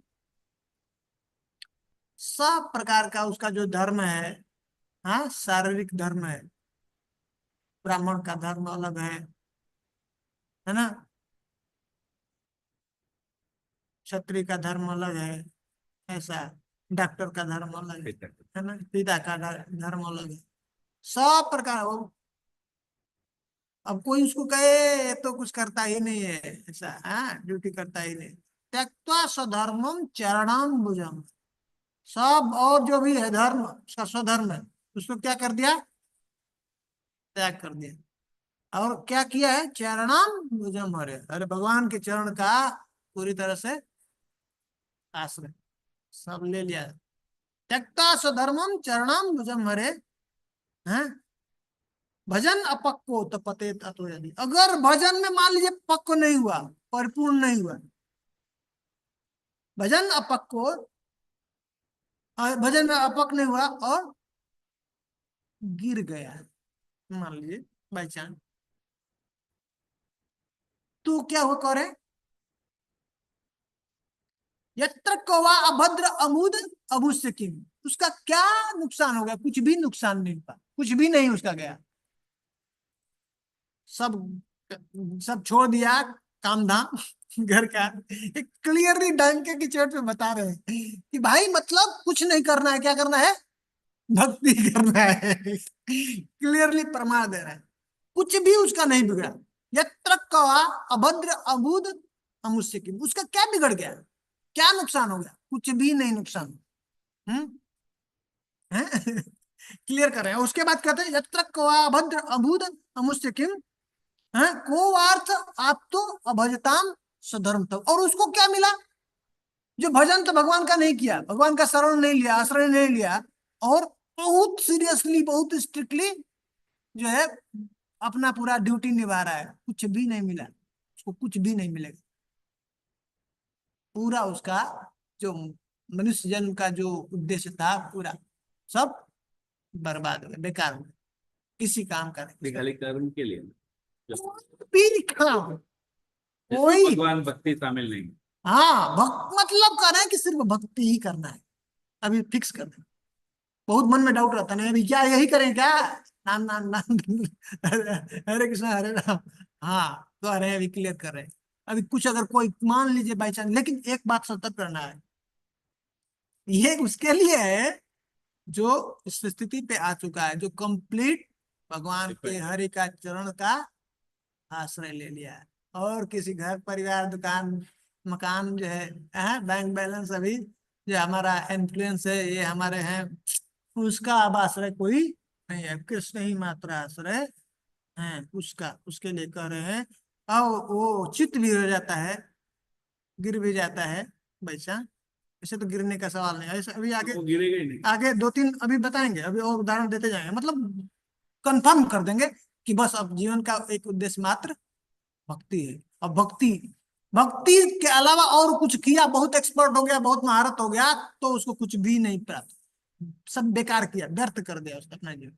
और जिसने वो सब छूट गया और भक्ति भगवान का कर लिया अच्छे से, और इनकेस कह रहे प्रभुपाद जी यहाँ पे बताते, मान लीजिए कि शरीर छूट गया और उसको सफलता नहीं मिली, तो करे कुछ भी नुकसान नहीं हुआ, सब प्रोटेक्टेड है उसका, जितना किया भजन वो वैसे ही, अगला फिर वहीं से आगे से कंटिन्यू करें। ठीक है, हरे कृष्ण प्रभु जी। हाँ प्रभु जी। प्रभु जी, इसमें जैसे किसी भक्त की भक्ति कंप्लीट नहीं होती, तो नेक्स्ट लाइफ में जब उसको मिलता है, वो इम्प्रेशंस रहते हैं, कंटिन्यू रहते हैं। तो जैसे कोई अगर भौतिकता में भी लगा हुआ है और वो कुछ पाना चाह रहा है, तो अब वो उसको मिला नहीं या मिल गया, तो नेक्स्ट लाइफ में वो इम्प्रेशन नहीं रहेंगे उसके पास? रहेगा, इम्प्रेशन रहता है ना, तो फिर वो लॉस कैसे हो गया? वो भी भौतिकता में तो कुछ मिला ना उसे। लास्ट इसलिए हुआ कि मनुष्य जन्म का उद्देश्य क्या है? भगवत प्राप्ति, तो उसका नहीं प्राप्त और हुआ। उस एंगल से उसको लॉस है पूरा। बट अगर वो, हाँ, वही कह रहे हैं कि मनुष्य जन्म का जो क्या उद्देश्य है, उसका लाभ यहाँ पे देखिए, ठीक से पढ़िए, कह रहे हैं किंतु कृष्ण भावना मृत से विहीन व्यक्ति वर्ण तथा आश्रम के अपने कर्तव्यों को करते रहने पर भी मनुष्य जीवन के असली लाभ को प्राप्त, असली लाभ। मनुष्य जन्म का क्या उद्देश्य है उससे च्युत हो गया। जैसे प्राप्त कर सकता, भगवत प्राप्ति प्राप्त कर सकता था, और जन्मों में संभव ही नहीं है, पहली बार इसमें मिला है ये अपॉर्चुनिटी, और उसमें भी अगर उसने नहीं किया, बेकार थी, बर्बाद। ठीक है, बट ये चीज प्रभु जी, जो इम्प्रेशन वो जो अभी कर रहा है वो नेक्स्ट में कैरी ऑन होते हैं, ये हाँ ऐसा है। हमेशा रहता है। सो जो सूक्ष्म शरीर है ना, मन बुद्धि अहंकार, उसमें रहता है। इसीलिए कोई बच्चा को देखिए, 2-2 साल के हैं, 5-5 साल के हैं बच्चे, शॉक हो कौन जाते। देखो, भागवतम ऐसे बोलते हैं, गए स्कूल नहीं गए। अरे 5 साल का 10 साल का बच्चा, पीएचडी वाले आकर के उससे पूछते हैं मैथ्स साइंस, वो बता रहा है कहाँ से, पीछे का कैरी कर रहा है। 5-10 साल का है बच्चा, अच्छा बढ़िया म्यूजिक बजाने लगता है, जो स्पोर्ट्स में, ड्राइव में, ऐसा आगे कंप्यूटर में आगे, कहाँ से पीछे का कैरी करके लेके आ रहा है। ऐसा नहीं अभी शुरू किया, भक्ति में ही कोई आगे आ गया यहाँ पे, अभी कल ज्वाइन किया और पता चला भाई 16 माला 32 माला और जो है, ऐसा वो अभी नहीं शुरू हुआ है, उसका पीछे का अकाउंट लेके आए, उसने किया है, तब वो ऐसा कर रहा है। कर ही नहीं सकता, संभव नहीं है। पर प्रभु जी पकड़ के रख सकते, ये तो गारंटी नहीं है। नहीं नहीं, जितना कर लिया वो हो गया उसके परमानेंट अकाउंट में। अब आगे हम लोग पढ़ेंगे, उसके साथ एक ही बस खतरा रहता है भक्ति में। भक्ति में और सब को बोलने गिरने का कोई डर ही नहीं है, आगे ही बढ़ेगा, कोई प्रश्न नहीं है भक्ति में। अगर सीरियसली कर रहा है तो एक ही डर है, वो आगे बताएंगे, ठीक है। वो हम लोग बचा लिए, भक्ति में आगे ही बढ़ता जाएगा, आगे ही बढ़ता जाएगा। बस एक खतरा से हम लोग बचा लिए अपने को, भक्ति में कोई और डर नहीं, वो प्रोटेक्टेड है आपका। हो सकता है 2-4 जीवन जो है, 2-4 साल जो है मस्ती में निकल जाए, चले जाए, हम थोड़ा बाहर हो जाए कृष्ण का, लेकिन वो आपने जो अमाउंट जो जमा कर लिया आपके अकाउंट में, बैंक बैलेंस में, वो वैसे ही रहेगा, वो कोई आपका ले नहीं सकता है। फिर आप वहीं से आगे शुरू करेंगे। पढ़िए नेक्स्ट। हरे कृष्ण प्रभु जी, एक प्रश्न था हाँ, प्रभु जी। यहाँ पे बताया गया है कि अपने वृत्ति पर कर्तव्य को भी नहीं करता, तो प्रभु जी अर्जुन भी ऐसे कर रहे थे ना प्रभु जी, कि वो अपने कर्तव्य, मतलब वो भी वो सब कुछ त्याग देना चाहते हैं, तो प्रभु जी उनको कैसे फिर भगवान बोले कि अपना पहले कर्तव्य करना है आपको, गृहस्थ जीवन का या क्षत्रिय का जो भी कर्तव्य उसको निभाए, तो इसको कैसे समझे प्रभु जी? क्योंकि यहाँ पे लिखा है कि उसमें कोई दोष नहीं है, अगर वो अपने वृत्ति पर कर्तव्य को ना भी करे तो उसको माता कैसे जी, समझे? एक बार थोड़ा धीरे धीरे, थोड़ा साउंड थोड़ा तेज बोलिए, क्योंकि इधर थोड़ा सा आवाज आ रहा है, फिर थोड़ा धीरे धीरे बोलिए, मैं समझ नहीं पाया प्रश्न। प्रभु जी यहाँ पे लिखा है कि अपनी वृत्ति पर कर्तव्य को ना भी करे तो उसमें उसका कोई दोष नहीं है, तो अर्जुन भी कह रहे थे कि मैं मेरा कर्तव्य नहीं करना चाहता हूँ, लेकिन भगवान बोले कि आप कर्तव्य करो या आपका क्षत्रिय धर्म निभाओ, तो उसको कैसे समझे प्रभु जी हम? कि क्योंकि वहां यहाँ पे लिखा है कि उसमें कोई दोष नहीं है उसका, उसको कैसे समझे हम प्रभु जी? अब स्वजन है, स्वधर्म है। स्व का मतलब दो मीनिंग होता है। स्व मतलब एक तो जो हम शरीर को समझते हैं, ये हमारा अपना है, मैं क्या हूँ, मैं शरीर हूँ, तो उससे जो धर्म होता है, और उससे जो संबंधित इस शरीर से जो संबंध होता है, ये मेरे, ये हमारे हैं, शरीर से जो उत्पन्न हुआ, ये हमारे बीवी है, ये बच्चे है, हमारा परिवार है, ये हमारा समाज है, ये हमारा देश है। इस शरीर से संबंध, इसका एक अलग धर्म होता है, उसको धर्म। और एक और धर्म है जो ओरिजिनल धर्म है, जो स्व मतलब हम क्या है, आत्मा है। और आत्मा से किसका संबंध है? ये आत्मा किसका है, किसका बच्चा है? हाँ, हमारे पिता कौन है? भगवान है। और ये सब जो जीवात्मा है, सब हमारे अपने ही है। हाँ, भाई है, बहन है, नहीं है, सगे संबंध। तो वो कह रहे कि वो जो धर्म है, ये शरीर का धर्म अगर त्याग देता है, हैं? पहले बोला ना, भगवान ने बोला मैं तो धर्म की स्थापना करने के लिए आता हूँ, चौथे अध्याय में।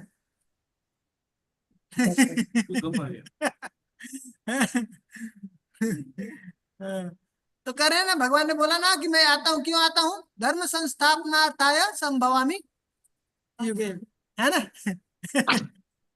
और लेकिन बाद में क्या बोला भगवान ने, अंत में 18वें अध्याय में, सर्वधर्मान् परित्यज्य माम एकम शरणं व्रज अहम त्वां सर्व पापेभ्यो मोक्षयिष्यामि मा शुचि। तो चिंता मत कर भाई, ये नहीं करूंगा तो मुझ पे पाप लगेगा।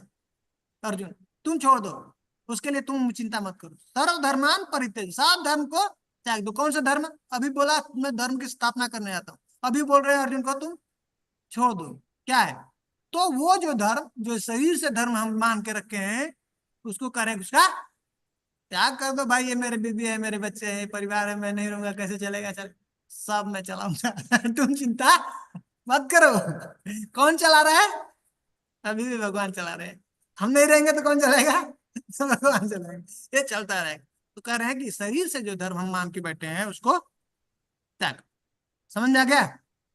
बस बस बस। वही वही था, प्रॉब्लम था पहले। वो शरीर से संबंध करके ऐसा बोला था, मैं नहीं लड़ूंगा, ये हमारे सब हित हित मित्र परिवार है हमारे। आप बोल रहे हो कृष्ण कैसी बात कर रहे हो, मारने के लिए कर रहे हो? और बाद में जब ये जो अहम ममेति, ये जो शरीर से संबंध उसका बोला, तो बोला क्या बोला?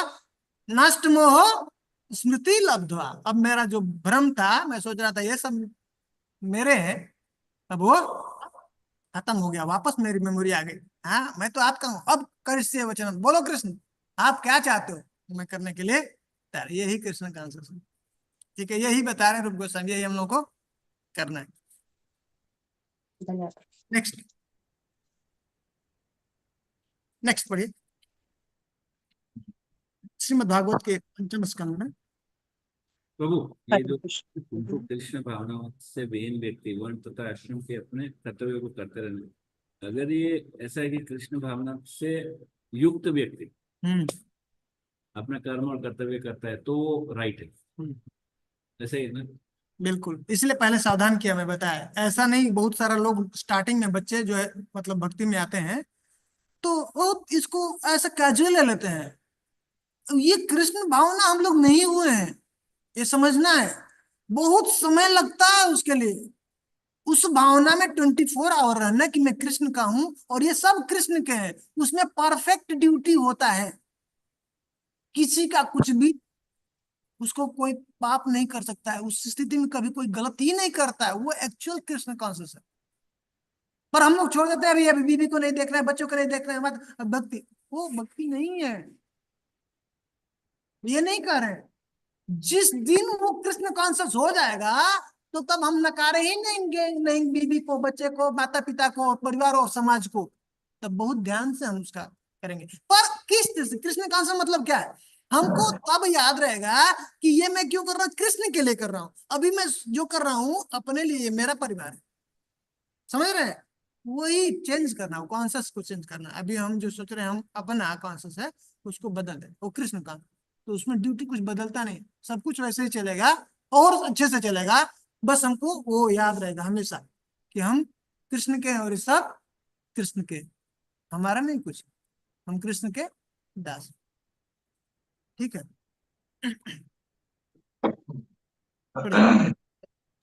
पढ़ू प्रभु जी? हरे कृष्ण प्रभु जी। हाँ नेक्स्ट, पढ़िए।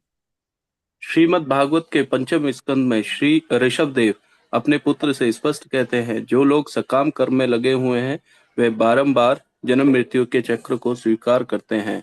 वे जब तक वासुदेव के लिए प्रेममयी भावना विकसित नहीं कर लेते तब तक प्रकृति के कठोर नियमों से छूट पाने का प्रश्न ही नहीं उठता।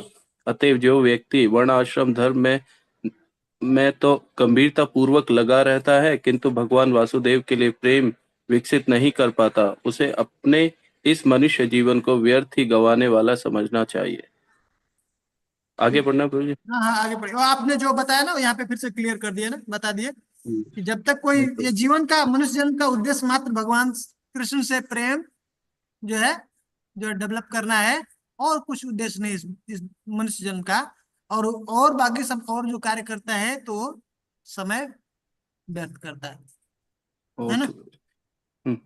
इसकी पुष्टि श्रीमद् भागवत में 11वें स्कंद हाँ 11वें बोलो। अध्याय 32वें श्लोक में भी हुई है, जहाँ भगवान कृष्ण उद्धव से कहते हैं, हे उद्धव, जो व्यक्ति अपने संपूर्ण वृत्तिपरक कार्यों को त्याग कर पूर्ण रूपेण मेरी शरण में आ जाता है और मेरे आदेश का पालन करता है, उसे उत्तम कोटि का व्यक्ति माना जाना चाहिए। भगवान के इस कथन से यह समझा जाता है कि जो लोग परोपकारी, नैतिक, चारित्रिक, परमार्थिक, राजनीतिक तथा सामाजिक कल्याण कार्यों के प्रति सामान्यतः आकृष्ट रहते हैं, वे केवल संसारी दृष्टिकोण से उत्तम व्यक्ति माने जा सकते हैं। हम श्रीमद् भागवत तथा अन्य प्रमाणिक वैदिक शास्त्रों से यह भी जानते हैं कि यदि कोई व्यक्ति कृष्ण भावना भावित होता है तथा भक्ति करता है, वह परोपकारी, नैतिक, चारित्रिक, परमार्थिक, सामाजिक कल्याण कार्यों में लगे पुरुषों की अपेक्षा बहुत अच्छे पद पर स्थित माना जाता है। देखिए कह रहे हैं कि ऐसा जनरली सोच सकते हैं कि कोई व्यक्ति बहुत दान पुण्य कर रहा है, लोगों का मदद कर रहा है संसार का, तो ऐसा साधारण लोग समझते हैं क्या कि ये व्यक्ति कहीं सांसारिक दृष्टिकोण से उसको उत्तम मान सकते हैं, लेकिन शास्त्र के हिसाब से वो उत्तम नहीं है। कौन है? यदि कोई व्यक्ति कृष्ण भावना भावित है, हाँ, भक्ति करता है, पहले हमने देखा था, ठीक है। कोई कुछ कह रहा था, तो भगवान 11वें स्कंद में उद्धव से ये बता रहे हैं कि यदि कोई व्यक्ति पूरी तरह से सब देखिए इसमें क्लियर कर रहे हैं, आज्ञा एवं गुणान दोषान मया दिष्टान अपि सकान, मैं ही उसको दिष्ट ये जो है आदेश दिया हूं बताने के लिए, हाँ, अलग अलग जो है वर्ण आश्रम का मैं ही जो है बनाया हूं और बोला हूं ऐसा करना है। लेकिन कह रहे हैं कि उसका भी यहाँ पे देखिए, माता जी ने भी पीछे प्रश्न किया ना, फिर से भगवान 11 स्कंद में ये फिर से प्रमाण है, धर्मान संत्यज्य, सब प्रकार का त्याग कर दिया धर्मों को, यह सर्वान सब, लेकिन क्या करें, माम भजेत सच उत्तम, भगवान कह रहे हैं मैं ही बनाया बताया सब वर्ण आश्रम क्या करें, चातुर्वर्ण वर्ण माया सिस्टम गुण कर्म विवाह मैंने बनाया है, मैंने नहीं बोला आदेश दिया इसको पालन करना है, लेकिन कह रहे हैं उस आदेश को भी अगर नकार देता है, टुकरा दिया, करे धर्मान संत्यज्य यह सर्वान माम भजेत च सच उत्तम, लेकिन अगर मेरा पूरी तरह से आश्रय लेकर के भजन में लगा हुआ है तो मैं कहता हूं कि वो क्या है, उत्तम व्यक्ति। सबसे श्रेष्ठ कौन है? वो जो बात भगवान का भजन में लगा है, भगवान का ये मत भगवान कह रहे हैं उद्धव से, ठीक है। नेक्स्ट पढ़िए।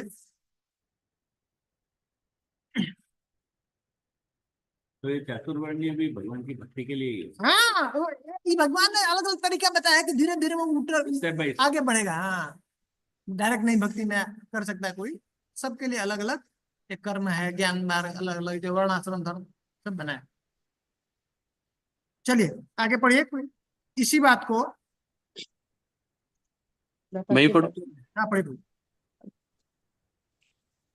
इसी बात को और भी बल देकर श्रीमद् भागवतम में 11वें स्कंद के 5वें अध्याय के 42वें श्लोक में कहा गया है, जहाँ करभाजन मुनि महाराज निमि को इस प्रकार संबोधित करते हैं, हे राजन, यदि कोई व्यक्ति वर्णाश्रम धर्म के अंतर्गत निहित अपने वृत्तिपरक कार्यों को त्याग देता है किंतु भगवान के चरण कमलों में पूर्णतया शरणागत हो जाता है, तो वह ना तो ऋणी रहता है, ना ही उसे वह विभिन्न कार्य करने पड़ते हैं जिन्हें हम ऋषियों, पूर्वजों, जीवों, परिजनों तथा समाज के सदस्यों के लिए करते हैं।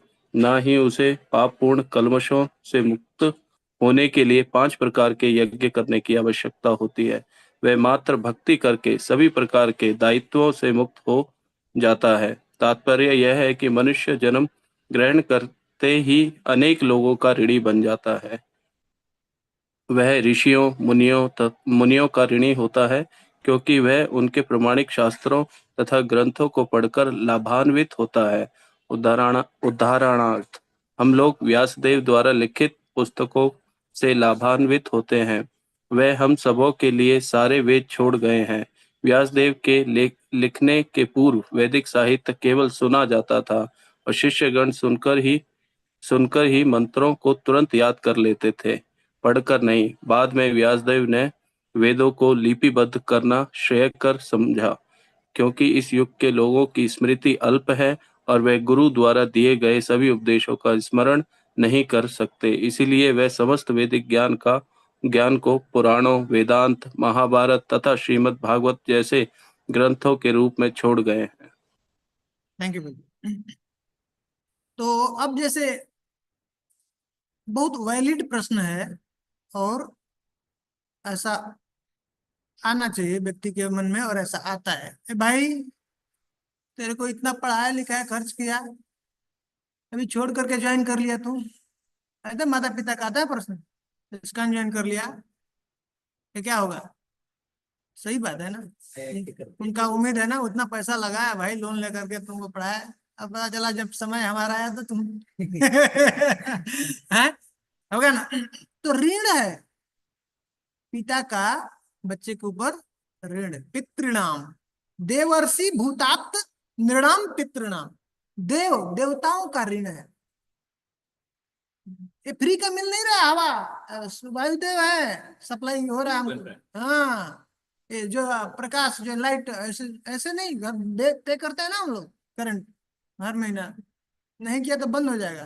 ये इसका ऋण है हमारे ऊपर, इसको चुकता करना है। देवताओं का ये सब ऋण है, हवा पानी जल, ये सब जो भी ये प्रकाश, ये सब जो प्राप्त हो रहा है, ऐसा बहुत सारा चीज है देवताओं का हमारे ऊपर। तो करें देव ऋषि, ऋषियों का ऋण, जैसे व्यास देव, महर्षि वेद व्यास है, और बता रहे, आगे बताएंगे, नारद मुनि है, गौतम मुनि है, शंकराचार्य है, ऐसे इन सब ऋषियों के हम लोग क्या है, ऋणी है। उनके द्वारा हम लोगों को ये ज्ञान प्राप्त हो रहा है, नहीं होता तो हम कैसे ये सब जानते, कैसे यहाँ से निकलने का हमको। तो ये सब जो हमको प्राप्त हो रहा है, कोई भी चीज हम किसी चीज से ले रहे हैं तो उसका हमारे ऊपर ऋण होता है। तो देवताओं का ऋण है, ऋषियों का ऋण है, ऐसे और भी अन्य जो भी जीव हैं उससे भी हमको मदद मिलता है। पेड़ पौधे नहीं होते तो कैसे हमको भोजन मिलता है, गाय है, ये सब नहीं रहते तो दूध हमको कैसे मिलता है। ऐसे बहुत सारे सब जीवों का कुछ न कुछ हमारे लिए हमारा सहयोग है, तो उसका हमारे ऊपर ऋण है। तो ऋण हमको चुकता करना पड़ेगा। उसी तरह से पिता का ऋण है हमारे, हैं? अगर पिता और जो पूर्वज हैं पितृणाम जो, तो अगर वो नहीं होते तो हमको फ्री में कैसे घर मिल गया, हमारा जमीन जायदाद मिल गया फ्री में, हम सिर्फ जन्म लिया और हमको वो मिल गया। कहाँ, वो किसका, हमने कमाया थोड़े, वो तो उनका है ना, उन्होंने किया। तो उनका भी हमारे ऊपर ऋण है। पिता माता ने हमको पाल पोस करके इतना बड़ा किया, तो ये सबका ऋण है, तो ऋण चुकता करना पड़ेगा।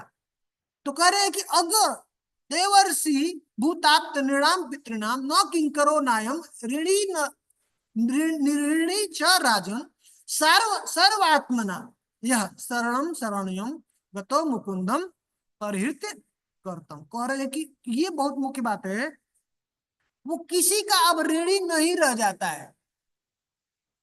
कब करे, सर्वात्मना यह शरणम शरणम, पूरा सर्वात्मना, आत्मा, पूरी आत्मा से अब उसका और कोई शरण शेल्टर नहीं है। जिसने पूरी तरह से गतो मुकुंदम परिहित करतम, करेंगे जिसने मुकुंद का पूरी तरह सर्वात्मना शरण ले लिया है, अब उसको ये सब जो चिंता हम कर रहे थे भाई, हैं, पिता का है, माता का है, देव का है, ऋषि का है, ये सब ऋण है।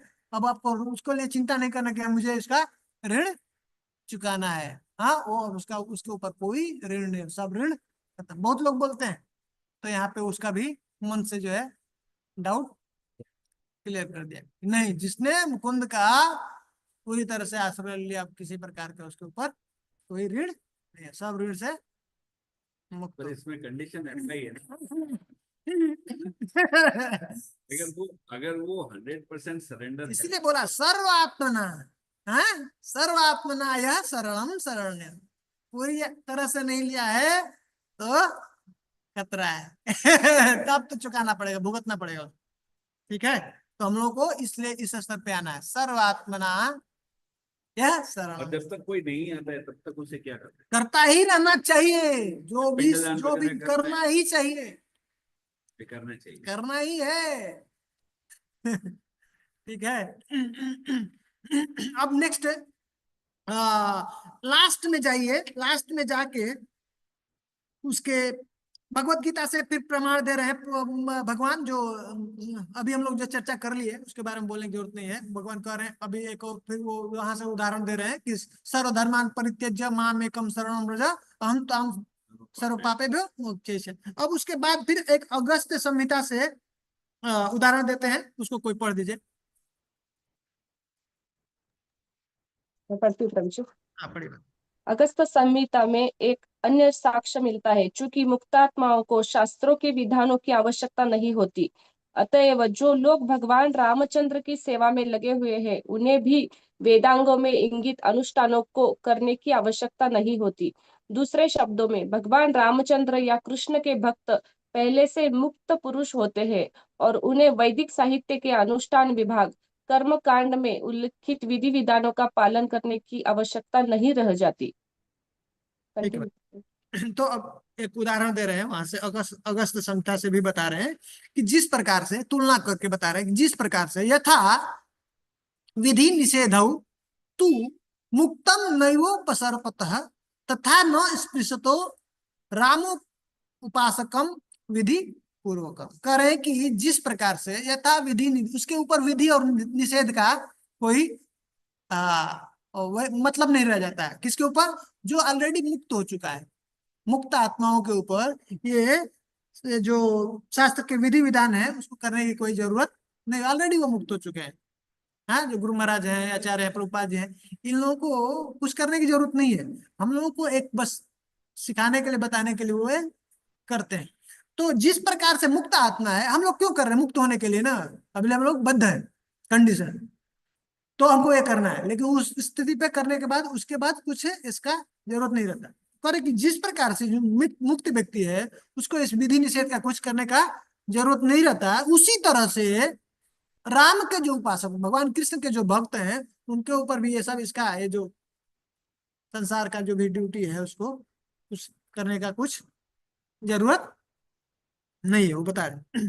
ठीक है, ऑलरेडी वो भी मुक्त हो चुके हैं, तो इसलिए उनको भी ये और भी जो जो हमारा कर्मकांड है शास्त्र में बताया है, वो विधि विधान उसको करने की कुछ ऐसा जरूरत नहीं है। जो पूरी तरह से जो शुद्ध भक्त हो चुका है उसके लिए, जैसे आपने बताया पिंडदान और ये सब, तो उसको श्राद्ध ये सब की करने की जरूरत नहीं है उस स्टेज पे। भक्त मतलब यहाँ पे जो शुद्ध भक्त हो चुका है, पूरी तरह से भगवान के शरण ले लिया। नेक्स्ट पढ़िए। तो सन्यासी भी वो छोड़ देते हैं ना प्रभु जी? हाँ बताइए। वो जब ही सन्यासी हो जाते हैं तो तभी वो सब ना छोड़ ना देते हैं ना, ना, वो पितृ ऋण ऐसा का ऐसा सब। नहीं। जैसे जैसे जैसे हमने इनिशिएशन लिया, तो इसका जरूरी नहीं कि हमने मतलब पूरी तरह से हम अच्छे भक्त हो गए। बहुत समय लगता है। सन्यासी मतलब ठीक है, एक फर्स्ट स्टेज उसका है, ये इस स्टेज पे आ चुका है कि प्रकृति और जो आत्मा है वो भेद करने लगा, उसको अब समझ में आया कि प्रकृति क्या है और मैं क्या हूँ। हाँ, सिर्फ संन्यास ले लेने से नहीं होता है, तो वो बिगनिंग स्टेज होता है। अब उसमें मैच्योर होगा वो आगे जा करके, तब उसको कृष्ण प्रेम प्राप्त करना है। ठीक है मतलब, तो तब तक करना है ना प्रभु जी करते जो रहना भी है? करते रहना करते रहना। वो आपको देख के दूसरे को भी समझ में आ जाएगा, आपको भी समझ में आ जाएगा। जिसको क्लियर, अब उसका एक क्षण और उसका उसके चिंतन में, मन में संसार, उसका संसार का कुछ भी नहीं रहेगा। अब जो है नित्य कृष्ण के लिए, जैसे अपने गुरु महाराज लोग हैं, उनका और कुछ नहीं है, सब कुछ त्याग करके अब नित्य जो है कृष्ण की प्रसन्नता के लिए अपना जीवन जीते हैं। उनको कुछ भी हो जाए, शरीर से कुछ भी हो जाए, कुछ फर्क नहीं पड़ने वाला। तो उस स्टेज पे आ गए, तो उसको अब कुछ भी हो जाए फर्क नहीं पड़ता है। अब कुछ भी हो जाए उसके लिए, अब उसको कोई ऋण नहीं है, भगवान ऋणी हो गए उसके लिए। अब उसको, उसके लिए उसको तत्पर रहते हैं भगवान की, अब मैं इसका कैसे से आता हूँ। ठीक है,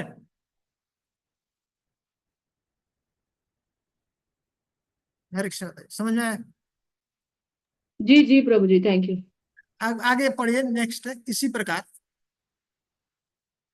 इसी प्रकार श्रीमद् भागवत में 11.5.42 करभाजन मुनि राजा निमि को संबोधित करते हुए कहते हैं, हे राजन, जो व्यक्ति देवताओं की पूजा करना छोड़ चुका है और जो अपनी सारी शक्ति भगवत भक्ति में केंद्रित किए रहता है, वह भगवान को अत्यंत प्रिय होता है। अतएव यदि वह त्रुटिवश कोई वर्जित निषिद्ध कार्य करता है तो उसे प्रायश्चित्त करने की कोई आवश्यकता नहीं पड़ती, क्योंकि भगवान उसके हृदय में वास करते हैं। अतएव वे भक्त की आकस्मिक त्रुटि पर दया दिखलाते हुए भीतर से त्रुटि सुधार कर देते हैं।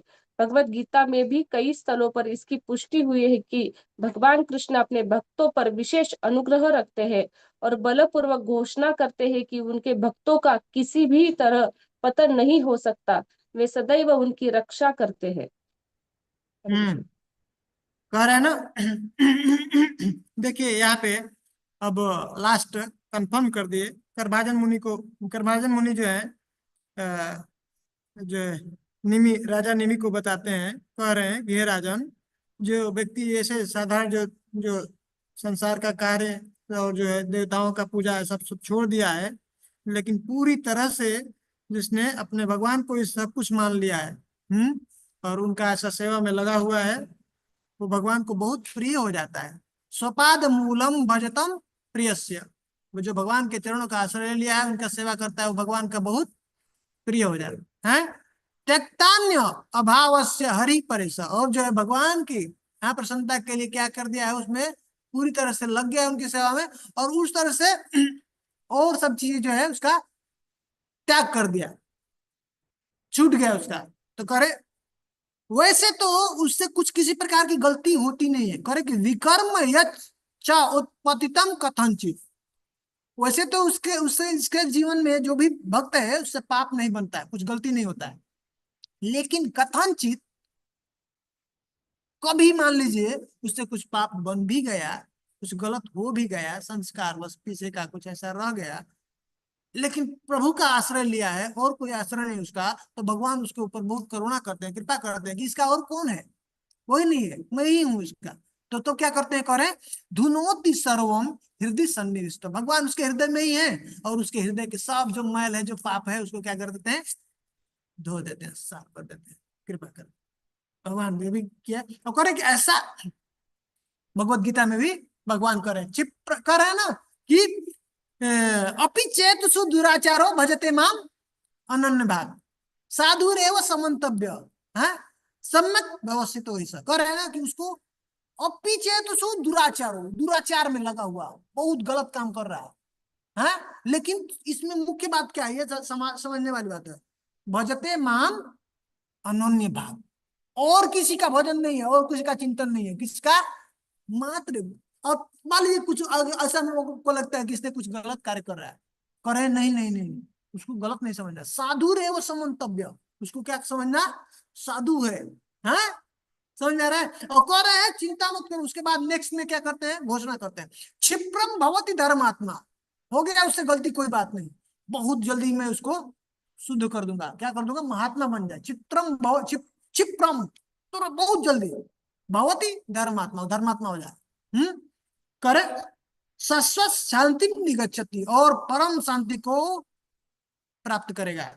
कौन्तेय प्रतिजाने ही न में भक्त्या, हे कौन्तेय, हे कुंती पुत्र, तुम घोषणा करो मेरे भक्त का कभी नाश नहीं होगा, तुम बोलो, मैं बोलूंगा तो बात नहीं मान सकते हैं, मेरे भक्त का तो मैं बात नहीं टुकरा सकता, तो ऐसे घोषणा कर दो। तो इस तरह से ये जो है भक्ति की जो है क्या शक्ति है उसको स्थापित किया और बता दिया कि और हम लोगों को कुछ नहीं करेंगे तो उसका कुछ टेंशन नहीं है, लेकिन भक्ति हमको करना, भक्ति ही एक जीवन का उद्देश्य है। ठीक है, तो आज हम लोग पांचवा अध्याय को खत्म किए। किसी का कुछ प्रश्न है तो ले सकते हैं, नहीं तो फिर हम लोग अगले बार छठे अध्याय स्टार्ट करेंगे। शिला प्रभुपाद की आप प्रभु ऑफलाइन अटेंडेंस, ऑफलाइन में हमारे जितेंद्र प्रभु जी हैं, मकरंद माधव मकरंद प्रभु जी हैं, और माता जी का नाम हेमगात्री माता जी हैं। ओके, ठीक है, भक्ति रसामृत सिंधु की जय, जय शिला प्रभुपाद। हरे कृष्ण। बहुत बहुत धन्यवाद आप लोग का, पढ़ के आइए। अब हम लोग जो सिर्फ पढ़ना है, अब कुछ भी समझाना नहीं है, अब फटाफट हम लोग ऐसे खत्म करते जाएंगे, एक एक दो चैप्टर हो सकता है अगली बार ऐसे छठा सातवां खत्म कर देंगे, पढ़ के आइए, फास्ट चलेंगे हम लोग। ठीक है, हरे कृष्ण।